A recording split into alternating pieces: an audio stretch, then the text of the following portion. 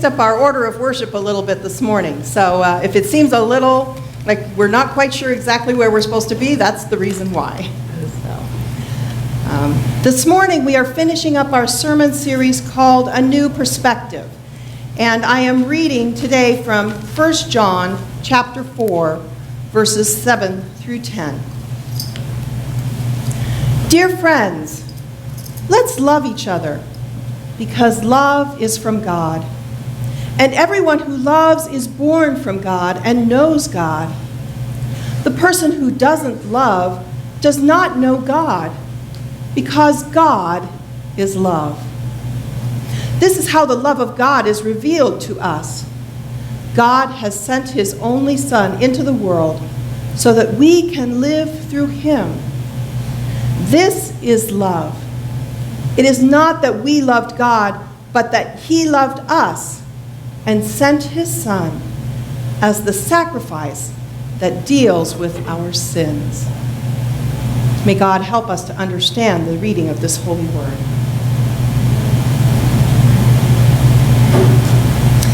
Well, over the last several weeks, we have been looking at various topics from a new perspective. First, we explored the story of the Magi, and we learned that that story was more than just three kings bringing gifts to a baby. It reminded us that our faith in God's promises and our commitment to that faith can inspire us to change the way we live our lives and live them according to God's will. Then we considered a new perspective on religion and science. And we learned that the two can indeed coexist, that it is possible for us to believe in both God and science, especially when we remember that science helps us understand how things work, and religion helps us understand why it works. Then we looked at how Christians and people of other faiths, Hindus, Jews, Muslims, and others, don't have to be at odds with one another, that none of us holds exclusive rights to the truth, and we're all trying to do the same thing, which is to worship the divine and follow the laws of our Creator. And last week, Joshua Warner, our seminary student, our resident seminary student, he helped us to consider a new perspective on identity. He reminded us that when we treat people badly, when we persecute others because of our differences, that we not only rob them of their individual dignity, but we also negate their identity as part of God's beautiful creation.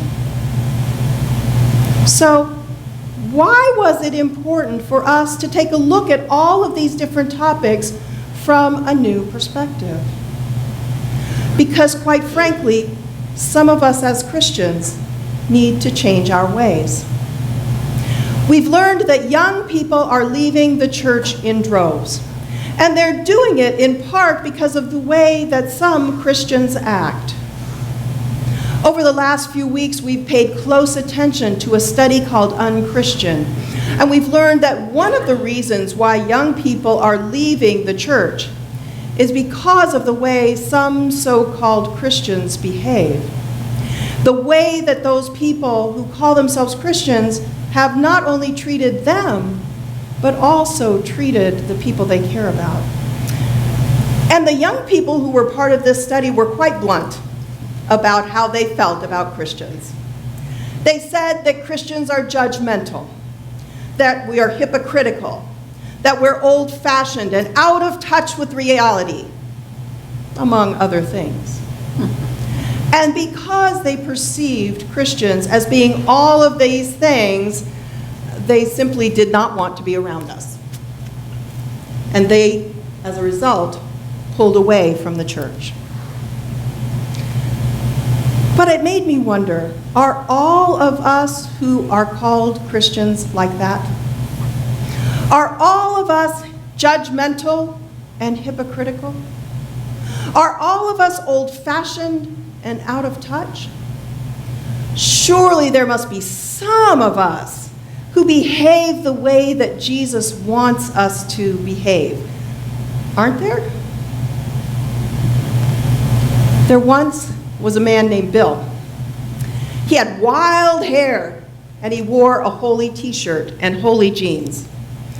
And his feet were always bare because he had no shoes. He was a college student. And he became a Christian while he was attending college, which was right across the street from a large, old, very well-attended church. Well, one Sunday morning, Bill decided that he was going to go to that church for worship on Sunday morning. But by the time he got there, the service had already started. But that didn't matter to him. He figured he'd just find a place to sit. But the service was packed. And so there was Bill walking down the center aisle, holy jeans, wild hair, bare feet, making his way down the aisle to find himself a seat. And the church went silent. Because, of course, Bill was not dressed like the way the rest of the people were dressed, right? They were all dressed to the nines. And surely they were thinking to themselves, this guy doesn't belong with us. Well, finally, Bill got down to the front of the church, right in front of the pastor. And the only place he could find to sit was on the floor, right on the carpet. So he did. He sat down right on the floor, and the congregation gasped. Well, the pastor, who was getting ready to preach his sermon, stood there not quite knowing what to do, right? When all of a sudden, from the back of the church, he saw one of the silver-haired deacons making his way down the center aisle. Now, this deacon was in his 80s, dressed in a three-piece suit, very dignified, very godly man. And as he headed down that center aisle, all the people knew what was going to happen next, right? But what happened next was purely amazing. When the 80-year-old deacon in his three-piece suit and his cane got down to the front of the church, he threw his cane on the floor and with a great deal of difficulty sat right down on the carpet, right next to Bill. Everybody was astounded by what had happened. And then, all of a sudden, the entire congregation got it. They realized that what that deacon had done was what they all should have done, which was to welcome Bill into the life of their church, regardless of the fact that he had holy jeans, regardless of the fact that he had wild hair and bare feet. The important thing would have been to be welcomed, to be welcoming. And I'm sure that they felt like they needed to give themselves a kick in the pants when they figured that out.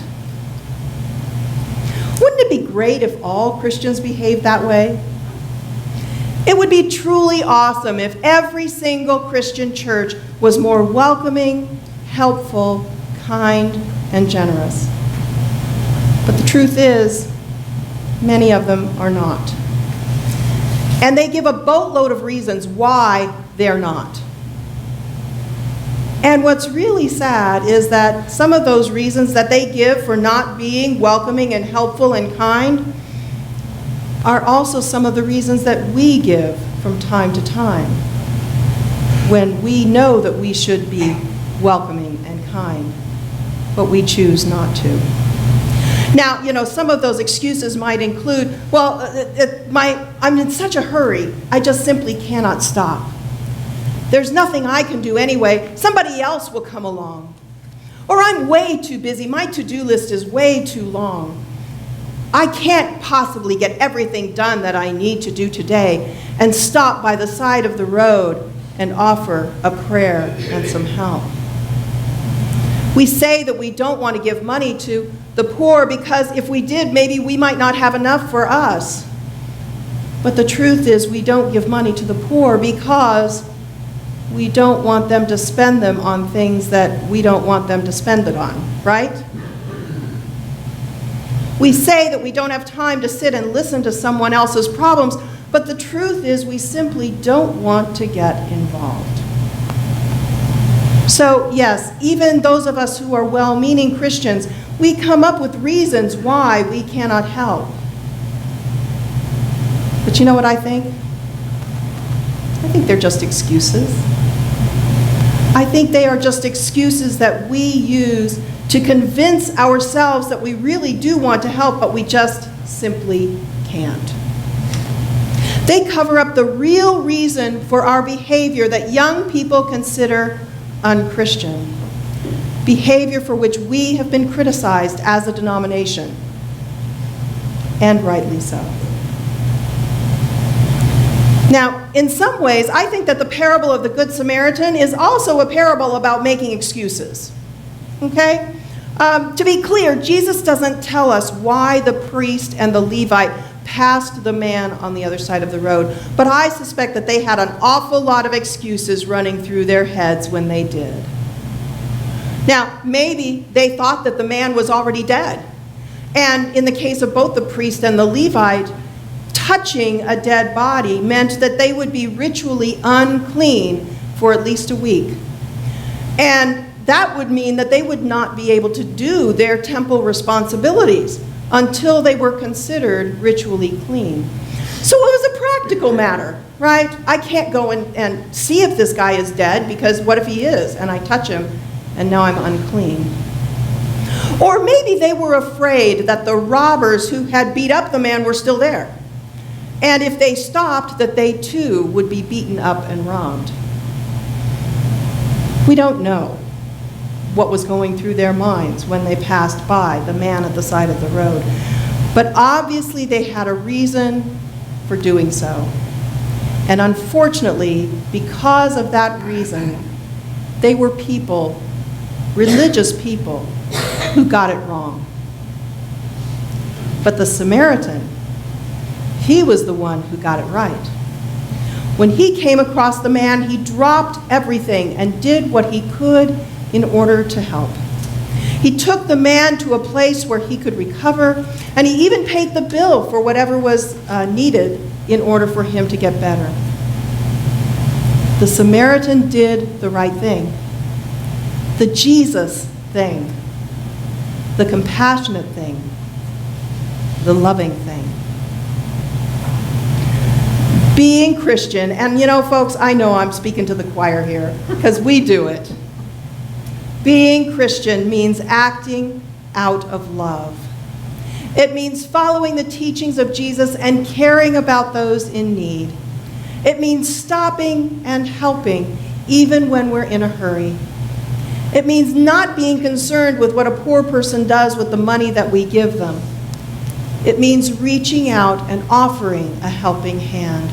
But you know, being Christian is more than just caring for the poor. It's about loving everyone and being kind to them. Even the guy who cuts you off on the freeway, or the next door neighbor who annoys the heck out of you. Yes, we are called to love even them. We are called to give a helping hand or a listening ear when someone is struggling. And we are called to build people up instead of tearing them down. In November of 2008, the football team from Faith Christian School in Grapevine, Texas, was slated to play the team from Gainesville State School.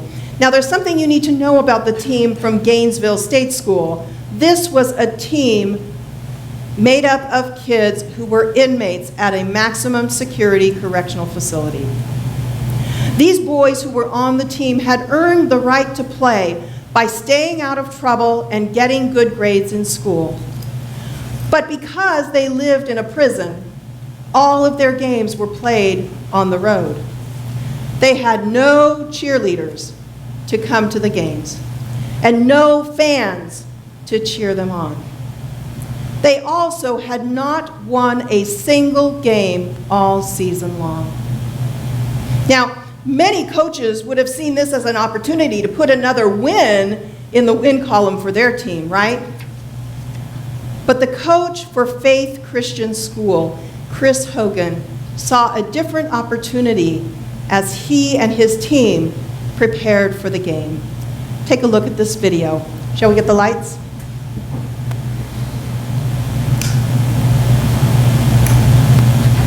We were going to show them that in this country, if you make the right decisions, people will get on your side and support you. And it doesn't matter what your background is, you can make it. In a selfless suggestion, Coach Hogan sent out an email and requested his fans, his players, parents, do something so out of the ordinary in the football culture. He asked them to cheer for Gainesville State. These young men will not have any fans outside of the faculty from their own school. Their parents will not be there. I want some Lion fans to sit on the visitor side and cheer for the Gainesville team throughout the game. I thought, okay, this is cool that Chris wants us to do this leading up to it, but getting there that night, it was so easy to transition from being a fan for the Faith Lions to a fan for the Tornadoes. You know, the idea of giving and just being there to support those kids, those young men that have never had that before. So for the first time, the always on the road Tornadoes would feel as if they were at home. And as kickoff approached, it was obvious something was different. It looked like they thought they were at the wrong end of the field because they know they don't have any fans. And we just looking, I just looked. I just kept doing my plays. I seen how they were split up, but I figured they just didn't have enough room on their side. I want y'all to line up in the line. They're making a spirit line. I like, say what, Coach? What you said, can you repeat that? And he said, they're making a spirit line for y'all to run through. I like, yeah, that's what's up, sir. That's what's up. When it happened, it was dynamic. It was one of the most unbelievable things I'd ever seen.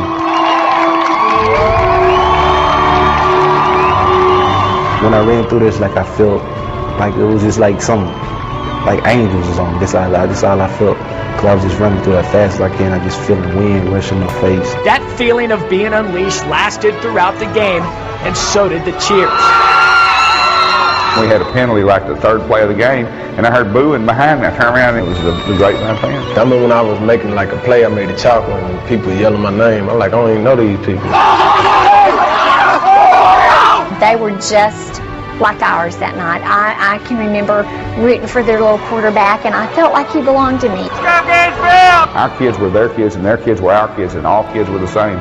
It wasn't enough to lead the Tornadoes to victory. As expected, Grapevine Faith won 33-14, and the Tornadoes finished the season 0-9. But it didn't matter, because for the first time in a long time, someone was in their corner, and that alone was worth celebrating.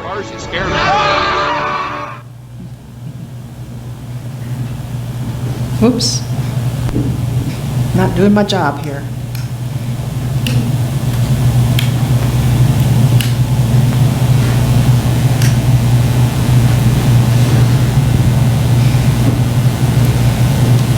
That game happened in 2008, and did you know that they still are doing the same thing every time Gainesville State School comes and plays the Faith Christian School? Isn't that awesome? You know, God calls us to be better Christians, and Jesus tells us exactly how we can do that. After the legal expert acknowledged that the one who showed love and compassion was the better neighbor, Jesus said to him, "Go and do likewise." We have a great opportunity here in this community to dispel the myth that Christians are hypocritical, are judgmental, are old-fashioned, and out of touch with reality. We have an opportunity to show compassion toward those in need. And you know, every day, folks, as a part of this congregation, I see us doing it. But yes, we can do more. We can love our neighbors and do what we can to help them when the time arises. So I hope that we will all remember the lesson that Jesus taught us through the parable of the Good Samaritan. The lesson that tells us that we are to love our neighbor, and then we will go and do likewise. Amen?